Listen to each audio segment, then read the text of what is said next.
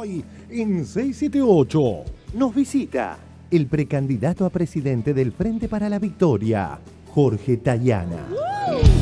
24 de marzo, a 39 años. Planes de ajuste de ayer y hoy. La reducción y la racionalización del gasto público. El proceso de ajuste no ha sido fácil. Recorte del gasto público. Reducción, salarios, pensiones, jubilaciones. La reducción del gasto es ineludible. Que haya un enfoque distinto del gasto público. Tengan gestos de austeridad, ¿no? Es decir, lo que usted quiere es que achiquen el gasto. Por supuesto. Si hablaran con la verdad, si hablaran con honestidad, muchos de los economistas de la oposición dirían lo que realmente piensan, que es que acá hace falta un buen ajuste, acá hace falta una buena baja de salario. El cepo es una anomalía. Entonces, ¿qué hay que hacer? Hay que bajar la cantidad de pesos. Un ajuste. No es un ajuste como tal. Un ajuste. No es un ajuste como tal. Fíjate, el 25 de marzo, o sea, había una dictadura, ¿sí? No hablemos de las desapariciones, tortura, muerte, secuestro, listas negras, etcétera, sino las Fuerzas Armadas ejercen al gobierno en algo que me parece que es indicativo de lo que total normalidad, que era lo que apoyaba Clarín. Fíjate, anunciaron el programa de reordenamiento de la economía. Mira qué bueno. Excepto los medicamentos, disponen la liberación de precios. Liberación de precios, ¿sí? Nada de control. Cada uno que cobre lo que quiere. El gobierno establecerá los salarios. Nada de discusión paritaria entre empleados y patrones, sino el gobierno lo establece. Aumentan los combustibles y el gas, ¿sí? Un 30%, ajuste. Crean nuevo gravamen, fue modificado el régimen impositivo, los más ricos garpan menos. Y para facilitar radicaciones, anulan ley de inversiones extranjeras, y abrieron la economía y destruyeron también estaban los otros diarios también que eran absolutamente. Eran todos bastante parecidos. Entre otras cosas, por esto las tapas de Clarín y La Nación ningunearon ayer el 24 de marzo. A 39 años del golpe, ni Clarín ni La Nación nombran una sola línea en su tapa sobre el día de hoy. Hay que leer lo que escribían el 24 de marzo del 76.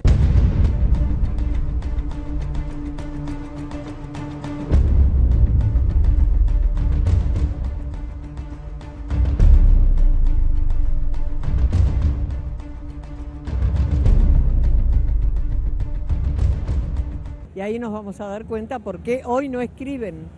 No escriben porque están apoyando todavía aquello, consintiendo aquella desmemoria y aquello salvaje, como si fuera que llegaban los salvadores.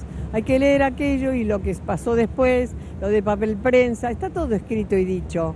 No nos tiene que asombrar. A mí no me asombra ya de ellos absolutamente nada. Qué suerte, porque antes yo creía, y por eso me eduqué, en la vereda enfrente. Hoy estoy en la vereda que debo estar, en la vereda de Argentina. El 9 de julio está completamente cortada entre Corrientes y Carlos Calvo. Perfecto, muy bien.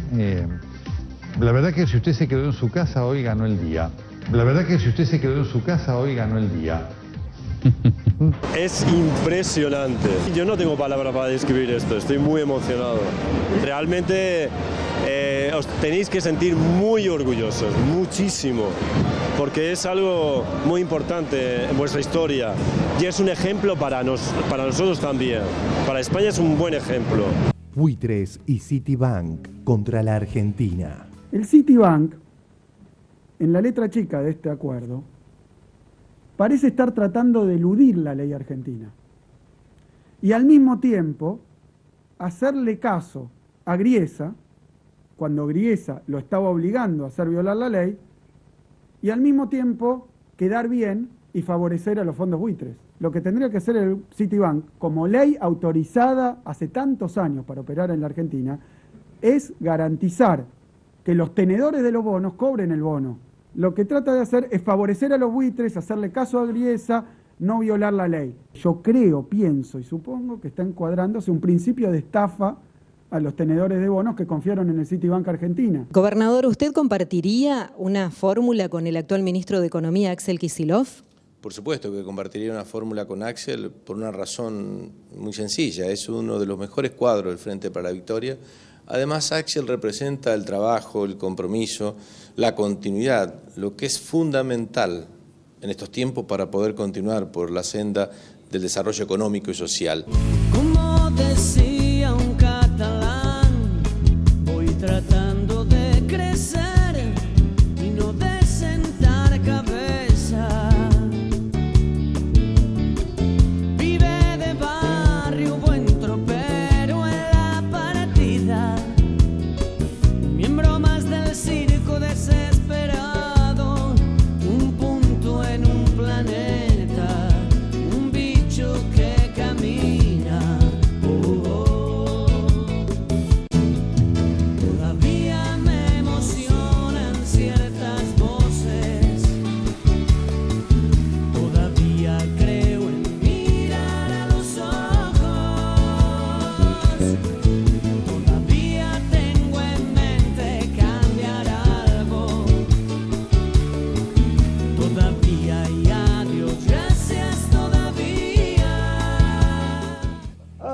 cada día de magníficas noticias. 1. La costumbre argentina de superarse. Después de sus 48 potenciales, ¿podrá Eduardo Van der Koy mejorar la marca? En el diario Clarín de hoy por Eduardo Van der Koy. Podría ser.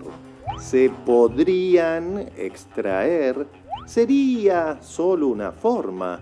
Permitiría, podría, entraría, sucedería, verían, bastaría, podría, cederían, podría, estaría, podría, apuntarían, importaría, preferiría, faltarían, podría, estaría, tendrían, serían. Y en instantes veremos el resultado final. Otro hermoso archivo de TVR. Firmó finalmente un acuerdo, incorporaron finalmente una cláusula a los gobernadores justicialistas, finalmente se congela el gasto hasta el 2005 en las provincias argentinas y un gobernador no firmó, Néstor Kirchner. El gobernador de Santa Cruz, ¿qué pasa? ¿Nace un nuevo héroe nacional? Vamos a preguntarle a su mujer, la diputada Cristina Kirchner. Es sospechoso que todos hayan firmado el pacto No, y no es menos... eso. ¿No quedó afuera de algo...? No es quedar fuera de algo. Simplemente sabés que creo que es una cosa mucho más sencilla. Yo creo que hay en la Argentina hoy un partido de la subordinación y el valor, ¿no? Que atraviesa a todos los partidos políticos y que consiste básicamente en que hay una subordinación intelectual, una suerte de rendición intelectual de la clase política argentina a pensar que otro país no solamente es posible, sino que además es necesario. Y te digo del partido de la subordinación y el valor, porque la subordinación intelectual la pone la dirigencia política y el valor lo pone la gente para seguir viviendo cada vez con menos, ¿no? 3. Ayer fue día de mimos. Rockefeller, Altamira y la nata a 678. José Alfredo Martínez de Hoz, referente de la sociedad rural, admirador del consenso de Washington y ponderado por el multimillonario estadounidense David Rockefeller. Rockefeller Center para Estudios Latinoamericanos. Serie de oradores para las elecciones presidenciales 2015 en Argentina. Invitamos a los candidatos a un debate abierto. El 26 de marzo, Jorge Altamira. Señor Altamira, en un desafío a su historia, va a dar una charla en Harvard. Creo que expresa una rebeldía del estudiantado de Harvard. Son pibes que nunca en la vida van a volver a estar donde están. ¿Qué posibilidad tiene 678 de hacer televisión con un gobierno normal? Nunca van a hacer televisión. Yo quiero saber si vos vas a tener tu 678 y qué vas a hacer con los medios si llegas a ser presidente. No, ni 678 ni 876. ¿Qué posibilidad tiene 678 de hacer televisión con un gobierno normal? Nunca van a hacer televisión. 4. Víctor Hugo. Es una buena noticia. Son muchos los reconocimientos, que se suman a 42 que yo había coleccionado de alguna manera, pero les digo, un reconocimiento de la OIT del 2014, donde se redujo la tasa del desempleo como en ninguna otra parte en la Argentina, pasando del 8,5 del 2007 al actual 6,9. Reconocimiento del Banco Mundial por ser la excepción dentro de América Latina debido a que no aumentó el desempleo en el periodo 2011-2013 por la desaceleración del crecimiento en la región y la crisis mundial. Sobre el empleo informal, un reconocimiento de la OIT a la Argentina por sus esfuerzos para combatir el trabajo informal. Arranca 678. Un programa duro de domar. Me abre medio dormido y me dice, ¿qué haces, boludo? Y le digo, estoy con 7 chicas acá. 7, 8 eran, no sé bien cuántas. 6, 7, 8. 6, 7, 8. Te agregué el comentario. Ah, ok.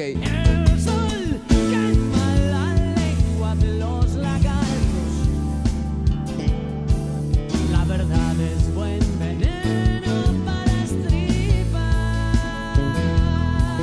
Todavía hay mucha gente que está viva. Todavía hay adiós, gracias todavía. Ayuda, multiplicar.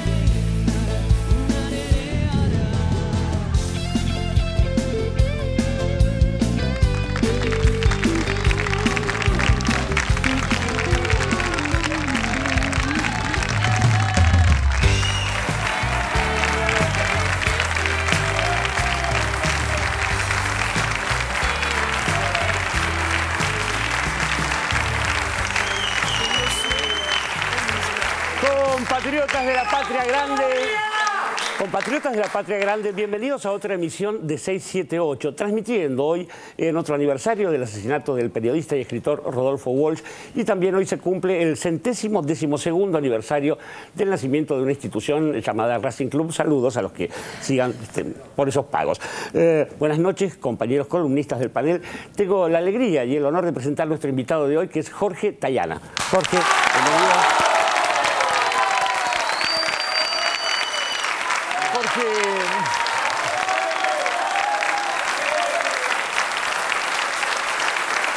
Jorge Tayana es legislador porteño, es precandidato a presidente por el Frente para la Victoria, fue vicecanciller. Muchos recordamos su papel protagónico en aquellas jornadas del año 2005 en la Cumbre de las Américas en Mar del Plata, y después fue canciller, como todos sabemos, además de una larguísima trayectoria, militancia en la política, hijo a su vez de un militante realmente venerado como fue el doctor Tayana, médico del general Perón, ministro de Educación, y la trayectoria de Jorge Tayana, hijo, es igualmente honorable. Así que muchas gracias, Jorge, por estar entre nosotros. No, gracias, Jorge.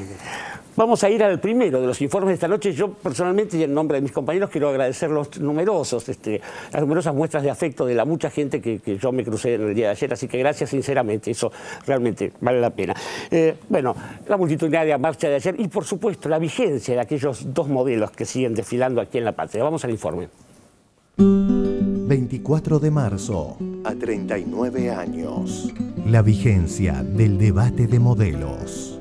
La producción de 678 se caracteriza por realizar informes que oscilan entre regulares y malos. Sin embargo, ayer se mandó uno que fue muy elogiado por la mesa. Yo no sé si es un exceso de entusiasmo mío, pero esto habría que pasárselo a los chicos, ¿no? ¿Cuánto dura el informe? Muy bueno. 7, 8 minutos, la verdad que los felicitamos a la producción. Bueno. A mí me gustó mucho el informe de esa relación entre Martínez de Oz y lo que vino después. Continuando entonces con el tan elogiado planteo sobre la disputa de modelos que atraviesa la historia de nuestro país. Anoche el profe Romero explicaba por qué Clarín a veces tapa y a veces hace tapa. La realidad se puede tapar o se puede hacer tapa. Clarín, el gran diario argentino. Fíjate, el 25 de marzo, o sea, había una dictadura, ¿sí? No hablemos de las desapariciones, tortura, muerte, secuestro, listas negras, etcétera, sino las Fuerzas Armadas ejercen al gobierno en algo que me parece que es indicativo de lo que... Total normalidad. Esa es la normalidad para Clarín. Total normalidad. 25 de marzo de 1976. Por eso no hablan ahora, porque ese era un gobierno normal. La realidad se puede tapar o se puede hacer tapa. Clarín. Además de eso, ¿qué era lo que apoyaban Clarín? Fíjate, anunciaron el programa de reordenamiento de la economía. Mira qué bueno. Excepto los medicamentos, disponen la liberación de precios. Liberación de precios, ¿sí? Nada de control. Cada uno que cobre lo que quiere.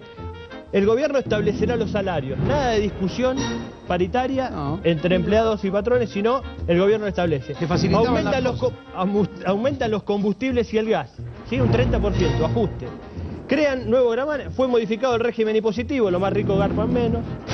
Y para facilitar radicaciones, anulan ley de inversiones extranjeras, y abrieron la economía y destruyeron también estaban los otros diarios también que eran bastante parecidos. Absolutamente. Eran todos bastante parecidos. La historia exhibe una coherencia absoluta. Y de cara a las elecciones, la disputa de modelos se hace cada vez más clara. ¿Quiénes son los que impulsan para que aparezcan los militares? Los militares no llaman a Martínez de Oz, es al revés. Martínez de Oz es el representante del poder económico, del establishment. Hemos dado vuelta una hoja del intervencionismo estatizante y agobiante de la actividad económica para dar paso a la liberación de las fuerzas productivas. Bueno, este tema es una bravía defensa de la industria nacional y se llama José Mercado. José Mercado compra todo importado.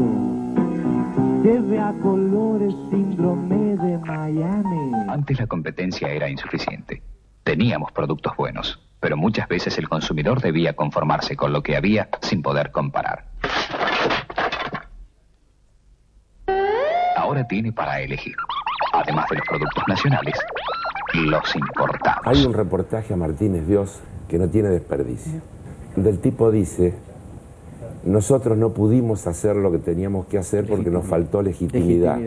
Los gobiernos elegidos por el voto popular, si están ejercidos por gente que tiene la decisión necesaria, tienen la legitimidad para hacer los cambios que hacen falta. Lo dice así tranquilamente. Si es necesario para llevar adelante un cambio tan profundo como pasar de una economía estatizada casi al máximo a una economía de mercado, si es necesario un gobierno de fuerza, un gobierno de facto, por ejemplo un gobierno sin Congreso. Y en este sentido, yo les diría algo que la gente al principio cree un contrasentido, que tiene mucho más posibilidades de llevar adelante estas grandes reformas un gobierno elegido democráticamente que un gobierno de fuerza, porque tiene mucha más autoridad política. Y tenemos el ejemplo actual, un gobierno como el del presidente Menem, que toma una decisión muy semejante en cuanto a las grandes orientaciones, tiene todo el poder político que le da la fuerza del voto popular para llevar adelante su programa. Mucho más fuerza que un gobierno militar. Parece un contrasentido. Después del 89, la gente misma pedía esta orientación. Y yo creo que este es el espíritu que capta el presidente Menem cuando asume la presidencia y con el ministro Cavallo dieron la orientación económica que eran prácticamente las mismas que la nuestra. La reducción y la racionalización del gasto público. El proceso de ajuste no ha sido fácil. Recorte del gasto público. Reducción, salarios, pensiones, jubilaciones. La reducción del gasto es ineludible. Que haya un enfoque distinto del gasto público. Tengan gestos de austeridad, ¿no? Es decir, lo que usted quiere es que achiquen el gasto. Por supuesto. Si hablaran con la verdad, si hablaran con honestidad, muchos de los economistas de la oposición dirían lo que realmente piensan, que es que acá hace falta un buen ajuste, acá hace falta una buena baja de salario, la llaman moderación del salario, la llaman enfriamiento de la demanda, pero son todos eufemismos. El cepo es una anomalía. Entonces, ¿qué hay que hacer? Hay que bajar la cantidad de pesos, como para volver al equilibrio entre la relación entre pesos en la economía y dólares en el Banco Central. Un ajuste. No es un ajuste como tal. Yo creo que en todo esto, y hay cosas que connotan mal, hay nombres desprestigiados. Hay nombres alianza, ajuste. Desprestigiado, ajuste, alianza, seguro. Acá lo que les digo es, con esta cantidad de dinero no se puede. Usted dijo hoy que el 11 de diciembre se levanta el cepo. Sí, la pregunta es ¿cómo? Diciendo, señores, el que quiere dólares que vaya al Banco Central y los compre. Y el precio lo fijará el mercado como corresponde. Y el precio lo fijará el mercado como corresponde. Trabajar en libertad, sin la nefasta intervención a los mercados. Hemos dado vuelta una hoja del intervencionismo estatizante y agobiante de la actividad económica. ¿Te recuperaste de lo de Chevere o todavía no?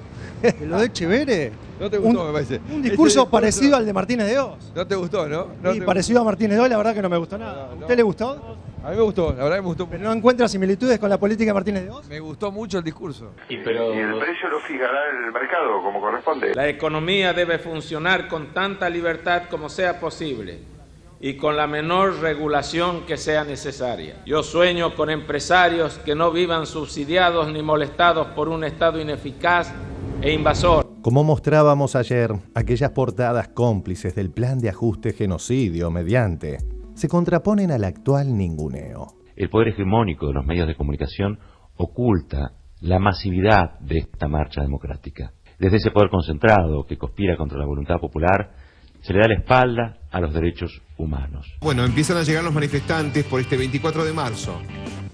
Sí, es así, y vos fijate toda la gran cantidad de micros que hay totalmente estacionados a la 9 de julio, por eso recomendamos evitar 9 de julio en todo su trayecto. Recomendamos evitar 9 de julio en todo su trayecto. Es impresionante, me provoca mucha alegría, me provoca que se está tomando conciencia, que esto ya no lo puede frenar nadie porque está dentro de los chicos. Y esto es lo más importante, que los pibes sepan todo lo que pasó, lo que se sufrió. ¿Cómo le va? Están en el frente de la columna acá de hijos. Bien, ¿y vos? Bien. Bien, bárbaro. ¿Qué se recuerda hoy? El Día de la Verdad y la justicia contra... ¿Por qué es importante? ¿Para qué es importante recordar? Para recordar a todos los que lo desaparecen, para que no vuelva a pasar. ¿Nunca más? Nunca más. La 9 de julio está completamente cortada entre Corrientes y Carlos Calvo. Perfecto, muy bien. La verdad que si usted se quedó en su casa, hoy ganó el día. La verdad que si usted se quedó en su casa, hoy ganó el día. Es impresionante. Yo no tengo palabras para describir esto, estoy muy emocionado. Realmente os tenéis que sentir muy orgullosos, muchísimo, porque es algo muy importante en vuestra historia y es un ejemplo para nosotros también. Para España es un buen ejemplo. Argentina es un ejemplo en el mundo, un ejemplo de derechos humanos, un ejemplo de justicia, un ejemplo de un gobierno que ha hecho las cosas del modo correcto para que sin venganza, sin violencia, poco a poco se vaya haciendo justicia. A 39 años del golpe, ni Clarín ni La Nación nombran una sola línea en su tapa sobre el día de hoy. Hay que leer lo que escribían el 24 de marzo del 76.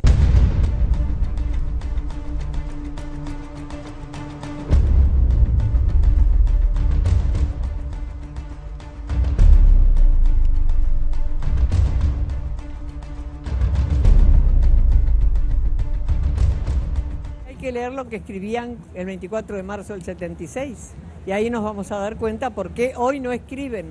Y en sus tapas de hoy, Clarín y La Nación le dan un lugar menor a la marcha y no ponen ni una foto de la multitudinaria movilización.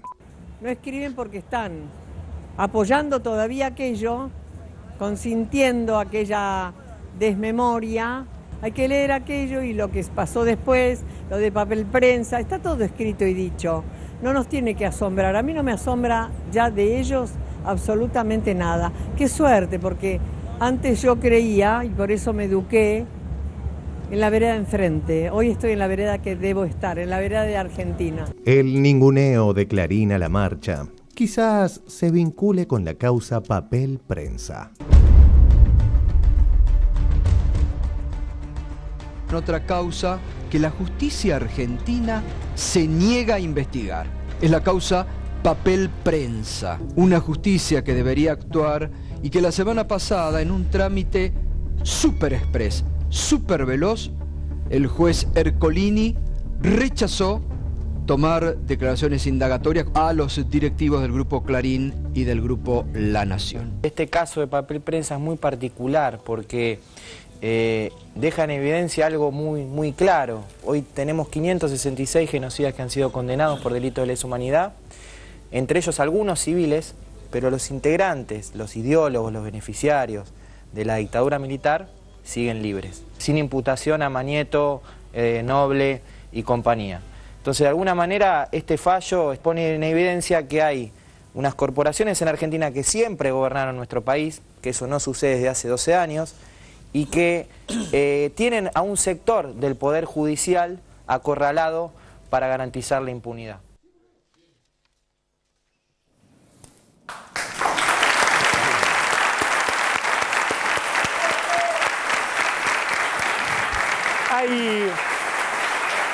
Hay cierto tipo de coherencias que se manifiestan y que se encuentran con la historia, porque alguien decía por ahí que nosotros no tendríamos trabajo con un gobierno normal.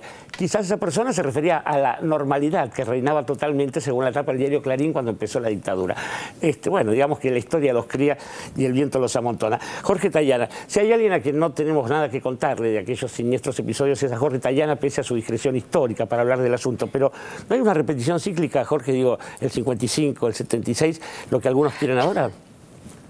Sí, pero hay para contarme. Ahí vi un montón de tapas de diarios que yo no conocí porque estaba preso. Así que estaba incomunicado, así que me enteré del golpe de una manera un poco más física. Digamos. Afortunadamente habías estado preso bajo el decreto del PEC, preso ¿no? legal, así que estuvo varios años preso, ¿no?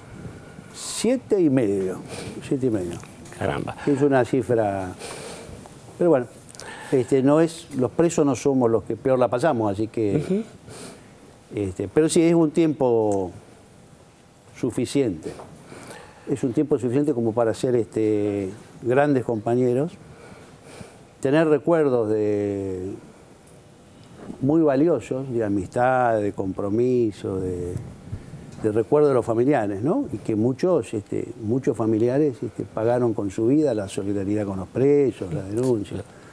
Pero bueno, así que no recuerdo o no vi esos titulares, esos diarios. Pero sí hay una repetición. Este año se van a cumplir, ¿cuántos? 60 años del golpe Libertadora, la fusiladora. La fusiladora. Así que hubo una tendencia. Yo creo que una de las victorias grandes, y por eso es importante lo de ayer, es que la democracia está firmemente asentada. Y está asentada porque el pueblo ha decidido que la va a defender y porque estamos trabajando de una manera extraordinaria en lo de verdad, memoria y justicia. Yo comentaba ayer Macri habló que ayer era un día para el recuerdo, ayer. El día del recuerdo era ayer. Ayer había que recordar que había pasado algo feo mucho tiempo atrás.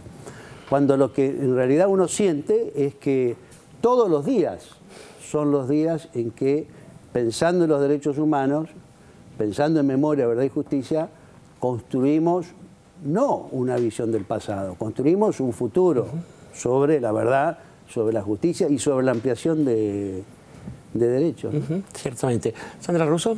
Sí, yo estaba viendo recién las tapas esas, bueno, lo dice el informe, ¿no? Evidentemente no cubrieron la marcha ni lo que se conmemoraba ayer porque tienen el culo sucio y porque la causa Papel Prensa, a pesar de que ha recibido recientemente una medida favorable a quienes están cuestionados de haber desapoderado a los Greiber, bueno, va a continuar, pero va a continuar en la medida en que en este país a este gobierno le suceda a otro gobierno que tenga la misma perspectiva en materia de derechos humanos. Eso creo que es lo primero que hay que pasar en limpio.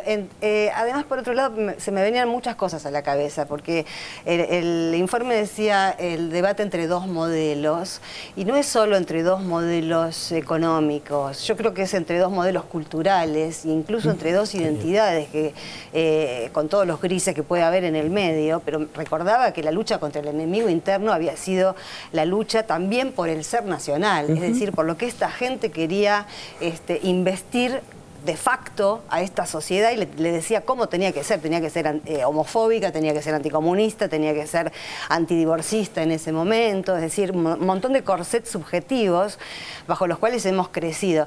Pero volviendo al tema, para preguntarle a Tayana, la importancia de que en este periodo preelectoral cada candidato explicite qué va a hacer con los juicios por delitos de lesa humanidad. Yo estoy basando mi pre-campaña, digamos, exactamente en eso, ¿no? En la necesidad de explicitar cómo pensamos que hay que seguir, cómo continuamos transformando la Argentina, cómo garantizamos que todo lo obtenido en los años de Néstor y Cristina realmente se pueda consolidar. Y yo creo que la única forma de consolidar es profundizar, es avanzar por lo que falta. Esa es la única forma en donde podemos hacer todo irreversible. Y en derechos humanos está clarísimo, hay que continuar, obviamente, con los juicios de los delitos de lesa humanidad y hay que continuar ampliando derechos. La ampliación de derechos en todos estos años ha sido enorme. ¿Cuál es la tarea ahora? Bueno, garantizar que sean efectivos, digamos, que es un trabajo más complejo y que no se da ni de un día ni de un año para el otro. Y para eso es central que haya una decisión política del rumbo que se va a tomar. En el caso de derechos humanos es el más obvio. Es decir, vamos a continuar con los derechos, pero vamos a continuar con las paritarias todos los años, porque ahí decían que no, ya las cortaron las paritarias.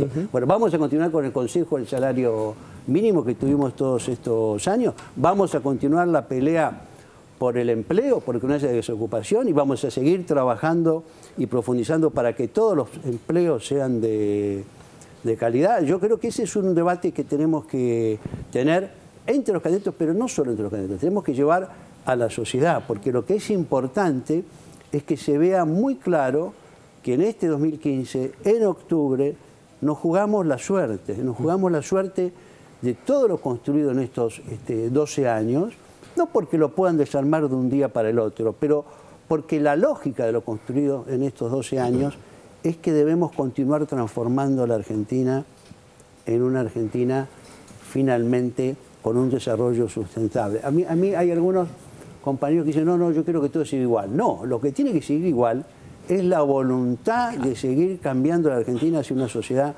completamente justa y completamente con inclusión. Esa es la herramienta fundamental. Y es la voluntad de no subordinar el gobierno a las corporaciones y a los poderes fácticos. Esos son los dos ejes centrales en donde no hay que moverse, pero ni un milímetro. Y en lo otro, bueno, hay que dar las respuestas sobre todas las cosas que se van sucediendo, ¿no? A mí siempre me dan ganas de hablar de reforma constitucional, pero no lo haré ahora porque es el turno de Cintia García. Sí, salir un segundo de la coyuntura tan interesante que está planteando Tayana en víspera de este debate preelectoral para hacer un poquito de historización sobre el modelo acusatorio que elige la Argentina para enjuiciar y seguir la doctrina de los juicios de delitos de lesa humanidad, porque se planteaba en un primer momento cómo llevar justicia, memoria y verdad antes de las leyes de obediencia debida y punto final, luego también, y se elige el modelo acusatorio, porque otra opción podría haber sido la que se usaba en algunos genocidios africanos, que era que condonación de pena a cambio de confesiones. Sí, claro. Pero lo que pasa es que los militares no hablaban, salvo algunas excepciones como en su momento la de Silingo, con ciertos oportunismos, y otras los militares no contaban qué hacían. Y pensando en la experiencia de Jorge y en su propia historia, esta idea de que al principio en los juicios las víctimas relataban los padecimientos de los otros, porque había que recuperar la memoria de los que ya no podían contarlo, ¿no? Y los propios padecimientos quedaban en segundo plano. Y es por eso que, por ejemplo, los delitos sexuales contra las mujeres encerradas no eran relatados tan a la superficie, salieron hace pocos años, justamente porque al principio lo que se preservaba era la historia de los otros que ya no estaban, ya eso no se iba a poder contar. Imagino que tú vivió esas experiencias. Sí, es muy interesante el proceso argentino. Yo he tenido más oportunidad por trabajo en derechos humanos de conocer varias experiencias en América Latina y en otras partes del mundo. Y el nuestro es realmente un ejemplo. Es realmente un ejemplo por varias razones. Primero, por la fuerza que tuvo el movimiento de derechos humanos y los familiares de las víctimas. Eso es un fenómeno que se ha dado en otros países, pero es difícil encontrarlo con la fuerza, la potencia con que lo planteó acá. Segundo, porque finalmente logramos que la justicia ordinaria, sin tribunales extraordinarios, ni comisiones de la verdad, o semijusticia, o procesos de reconciliación, avanzara y enjuiciara a todo el mundo, que es lo que corresponde. Todo el mundo con su juez natural, todo el mundo con su derecho a la defensa, pero todo el mundo con la posibilidad de que se castigue a los culpables. Y tercero, porque tuvimos un proceso, porque es obvio que hay marchas y contramarchas, es obvio que una cosa es el informe del Nunca Más, una cosa es el juicio de la Junta, otra cosa son las leyes de obediencia debida y punto final y los indultos, y luego los espacios, ¿no? La búsqueda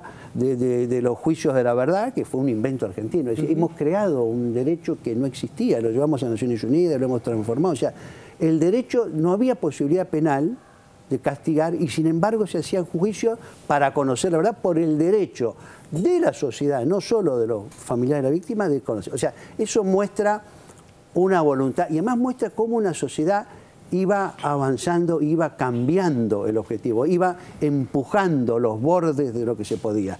Hasta que finalmente en el 2003, con la llegada de Néstor, se produce el impulso político imprescindible para reordenar todo, cambiar la Corte.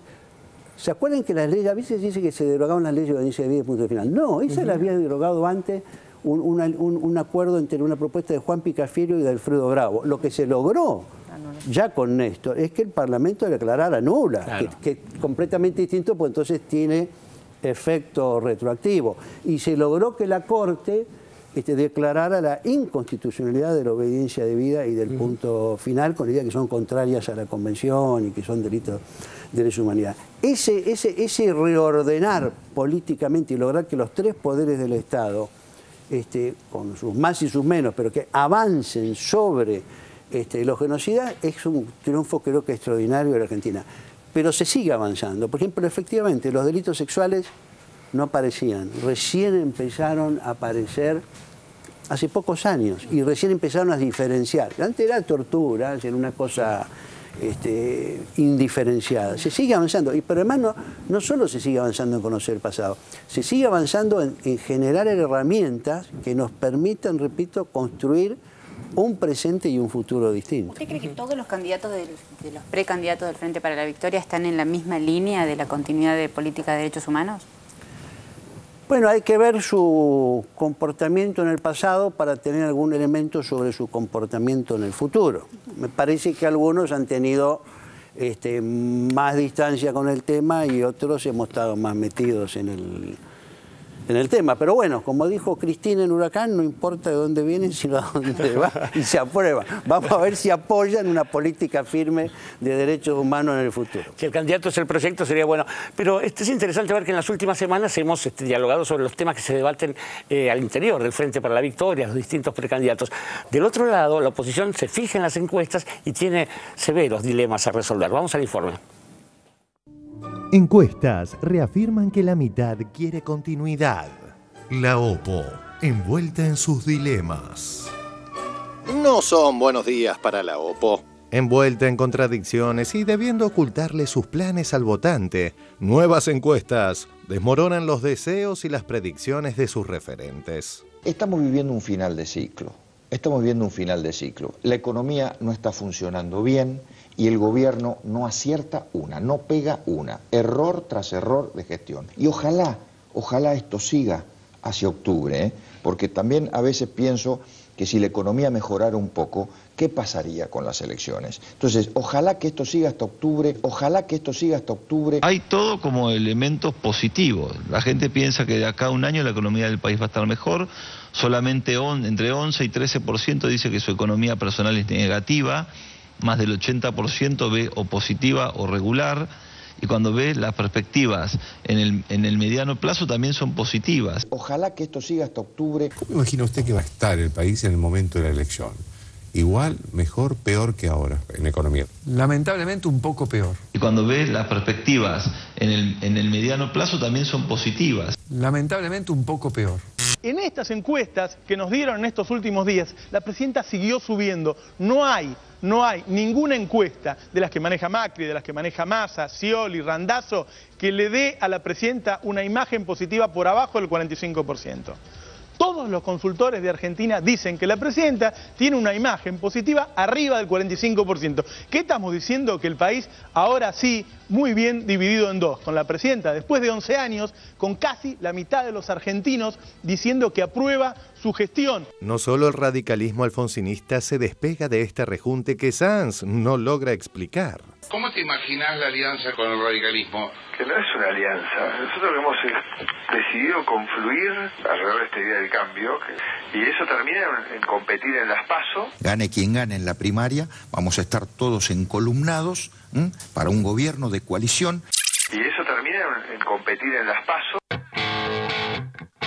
Doctor Sanz, como usted sabe, toda esta semana el PRO estaba un poco asustado con esta historia del acuerdo. El ingeniero Macri dijo que no iba a haber cogobernabilidad con la UCR. ¿Qué significa eso? Bueno, mire, me da la impresión que,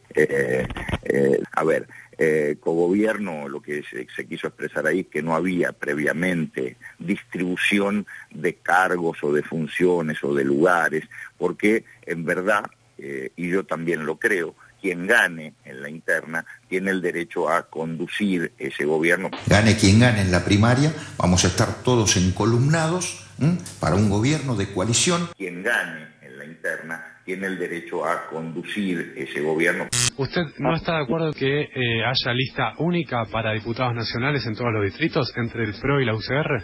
No sé si puede haber. Nosotros no vamos a poder tener lista única de diputados nacionales con el PRO acá en Jujuy, porque es el PRO, el Frente Renovador, es el GEN, el socialismo, y si no hay acuerdo cada quien tendrá que llevar su lista. Lo que nosotros queremos es que los candidatos del radicalismo puedan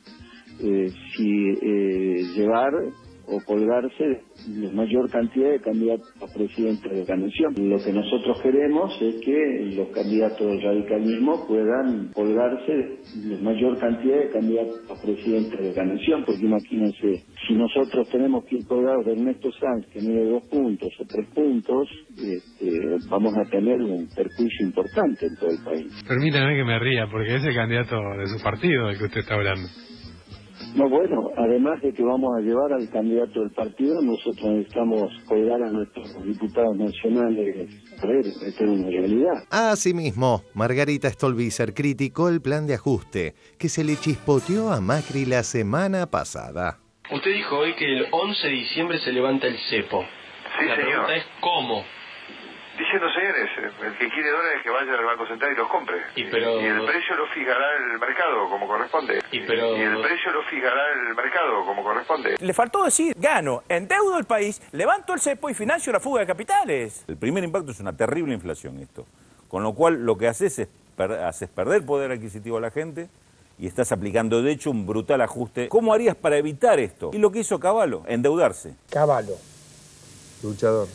Provocas una bola de nieve con la deuda que termina en diciembre de 2001, en una gran explosión y el default. Margarita, ¿qué opinas sobre el tema del cepo? Si fueses presidenta, ¿lo sacarías al primer día? Me parece que hoy es una salida muy demagógica decir si yo asumo el 10, el 11 levanto el cepo. No se puede levantar el cepo sin un plan económico, cambiario, de todo tipo, y esto es lo que no tenemos. No se puede hacer política poniendo títulos solamente. Finalizando con las novedades del día de la OPO, el líder del Partido Obrero recibió un mimo de una pyme llamada Fundación Rockefeller. José Alfredo Martínez de Oz, referente de la sociedad rural, admirador del consenso de Washington y ponderado por el multimillonario estadounidense David Rockefeller. Rockefeller Center para Estudios Latinoamericanos. Serie de oradores para las elecciones presidenciales 2015 en Argentina. Invitamos a los candidatos a un debate abierto. El 26 de marzo, Jorge Altamira. Señor Altamira, en un desafío a su historia, va a dar una charla en Harvard. Cuidado porque van varios presidenciales, va a ir Scioli. Bueno, pero Scioli a Estados Unidos fue un millón de veces. No, acá no, pero quiero decir, entre los presidenciales va el candidato del Frente de Izquierda. Y después creo que expresa una rebeldía del estudiantado de Harvard. Lo que ocurre es esto, bueno, estamos cansados de escuchar a los de siempre. Claro. Queremos escuchar a la izquierda de Argentina, y esto obedece al ascenso que hemos tenido, el protagonismo social, político, electoral. Quizás esta fusión Rockefeller-Altamira explique por qué por primera vez en la historia el kirchnerismo ganó en los centros de estudiantes del Buenos Aires y el Pellegrini, donde antes ganaba la llamada izquierda funcional a la derecha. Y así recibían los estudiantes del Pele a Estela.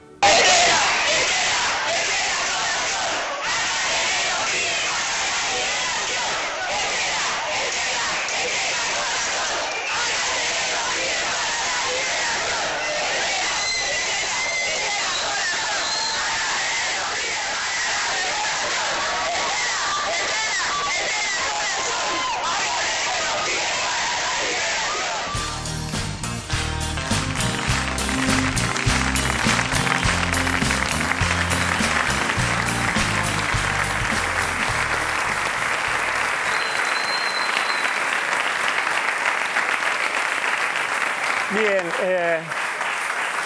permítaseme decir, a riesgo de provocar algún enojo de alguna de mis compañeras, que Jorge también es exalumno del colegio que viene a ser el Buenos Aires, ¿no? Pero bueno, en realidad lo que me impresionó, Jorge Tayana, es esto, dicen en Yale, en Cornell, en Stanford, los troscos de Harvard vienen ahí, ¿no? Se está poniendo espesa la interna universitaria. No, siendo el informe, Jorge, digo, está tan claro, uno duda a veces de que esté tan claro en la fila de la ciudadanía cuál es el modelo que está enfrente del que propone el oficialismo. ¿Cómo ves esto? Me parece que la convención radical del otro día optó por un camino, que es subordinarse al PRO, a Macri, o sea, optó por lo que yo llamo el gorilismo amarillo, digamos. Y eso es una pena, pero es una opción que se venía perfilando y que además se la expresan de una manera muy cruda, ¿no? Cuando Morales explica que hay que colgarse de uno u otro candidato, es decir, ahí no hay principios, no hay política, no hay prioridades, no, es una cuestión que no parece muy sensatamente planteada, ¿verdad? Ahora, yo creo que el PRO y Macri expresa muy claramente el proyecto conservador y restaurador de la derecha en la Argentina. Expresa eso, expresa lo que antes escuchábamos sobre Martínez de Oz, que se podía tratar de volver con un proyecto que fuera de voto mayoritario. Macri lo ha hecho ya en la ciudad, así que no hay sorpresa. Macri llegó a la ciudad con una deuda externa de la ciudad, una deuda en dólares de 500 millones de dólares, y ahora ya tiene una deuda de 2.000 millones de dólares. La cuadruplicó y no hay ninguna obra de infraestructura significativa que lo justifique. Recordemos que la ciudad no es el país, la ciudad no tiene dólares, no tiene sector externo. Así que él va a endeudar el país, eso no hay ninguna duda, eso es lo que va a hacer y eso lo está diciendo desde ahora. Y cuando dice que va a levantar el cepo, está diciendo una gran irresponsabilidad. Todos sabemos que la Argentina tiene un problema y sufre de una restricción externa, que es una cuestión histórica que durante muchos años logramos no tener y que ahora, por unas y razones, en las cuales los temas de la economía internacional tienen bastante que ver, ha vuelto. Bueno, hay que lidiar con esa restricción externa, hay que administrar la tasa de cambio. ¿Cómo va a decir alegremente que va a sacar todo? La única explicación de eso es que está queriendo hacer un enorme ajuste, que deja fuera 20 millones de argentinos, y que quiere reendeudar el país. A mí me parece que eso es lo que queda claro de este informe. Que un sector importante del radicalismo haya aceptado ir subordinado a esa propuesta, a pesar de que él los ningunea y les dice además que ni cogobierno, ni nada, y yo voy a decir lo que hago, demuestra la soberbia tradicional de los conservadores de la Argentina, que es lo que expresa Macri, que parece moderno, pero no tiene nada de moderno, es un señor tradicional conservador que quiere restaurar el gobierno de los poderosos y de las grandes corporaciones en Argentina, haciendo sufrir a quién, a la mayoría de los trabajadores y a la clase media, que va a perder muchas de las cosas que se ganaron estos años. Por primera vez, creo, coincidiendo con el senador Morales, dan ganas de colgar a algunos diputados, pero bueno, es otro sentido. Nora Beiras. Sí, a mí me parece que hay, bueno, evidentemente un hilo conductor entre lo que veíamos en el primer informe y lo que vemos ahora sobre el debate del proyecto opositor. Y en eso creo que fue esclarecedor ese testimonio de Martínez de Oz, que como resaltaba recién Jorge, en realidad lo que muestra es cómo necesitan de la legitimación del voto popular que termina votando contra sus propios intereses, cuando son legitimados por el voto popular, como sucedió durante el menemismo en la Argentina y como lamentablemente también sucedió con la continuidad que implicó la política económica en manos de la Alianza. Y me parece que es ese el tema en cuestión. Pero lo que sí me parece es que por primera vez en este sinceramiento en el cual el kirchnerismo creo que ha hecho punta y ha obligado a exponer realmente lo que sucede, y en esa diferenciación se hace muy difícil seguir ocultando lo que quieren, parece que está dicho explícitamente. Lo que dice Macri hoy en día en realidad es el mismo discurso neoliberal conservador de siempre, ahora con nuevas formas un poco más democráticas, ¿no? Un poco más coloridas, un poco más supuestamente modernas. Pero el discurso es exactamente el mismo. Y el tema es, en esa continuidad o ruptura de lo que mucho que se avanzó en estos 11 años durante los gobiernos kirchneristas, me parece que realmente la posibilidad de llevar adelante los juicios contra los represores todavía tiene una pata pendiente, y es la pata donde queda realmente claro hasta dónde llega ese poder establecido, que es en la posibilidad de avanzar en las atrocidades digamos, del latrocinio de todos los civiles y todo el empresariado que se enriqueció gracias a esas políticas y gracias incluso a la represión directa de aquellos ricos que se oponían a ese modelo. Entonces me parece que ahí, cuando vemos lo que sucede con la causa Ledesma, con la causa Blaquier, lo que sucede en Bahía Blanca con Mazzotti y la nueva provincia, por citar solo dos de los muchos casos, está claro que hay evidentemente todavía hoy, con todo lo que se ha avanzado, muchísimas limitaciones y muchísimos obstáculos por parte de ese Poder Judicial corporativo. Si no gana un proyecto que lleve adelante y que esté dispuesto a garantizar la profundización de esa búsqueda de justicia, está claro que eso sí que se corta por lo sano, porque la posibilidad de llevarlo adelante implica un esfuerzo y una decisión política que la verdad que ninguno de los candidatos opositores, por lo menos, queda claro que podría tener. En ese sentido es que ahora, después del corte al que vamos a ir, vamos a meternos en un tema que algunos dirían que tiene que ver meramente con la economía, después de tantos años de haber aprendido que es la política estúpido, dijo algún presidente norteamericano. Vamos al corte y ya volvemos con Jorge Tayana en 678. ANSES, jubilaciones, conectar igualdad, procrear, la asignación universal por hijo. Hoy, el Estado Nacional, a través del ANSES, paga la jubilación mínima más alta de Latinoamérica. ANSES se hizo cargo de la asignación universal por hijo y de la asignación para embarazadas. ANSES también del plan Progresar, para que los chicos jóvenes estudien y combatir el desempleo juvenil. Y además Procrear, el gran plan de viviendas. Miren todo lo que hace. Todo esto no fue magia. Hemos crecido casi 4 veces.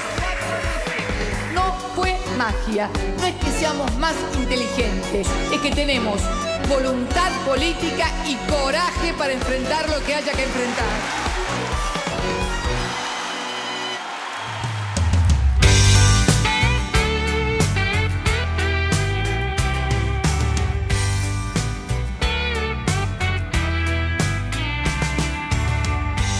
Tengo sueños en mis labios y los echa